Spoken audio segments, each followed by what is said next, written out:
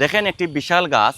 গাছ হলো পৃথিবীর আকাশ থেকে লেখা একটি কবিতা এবং শান্ত দিকই হচ্ছে প্রকৃতির আয়না। আমরা যেই বিশাল গাছের নিচে অবস্থান করছি, এখানে অনেক পাখিদের কলরব।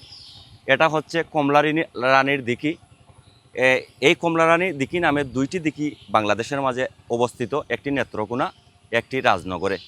তাই বন্ধুগণ, আমাদের ছয়শ্রী হয়তো এই দিঘি থেকে অনেক বিশাল, কিন্তু প্রকৃতির সৌন্দর্যর দিক দিয়ে এই বটগাছ কিন্তু ছয়শ্রীকেও ছাড়িয়ে গেছে আমি মনে করি।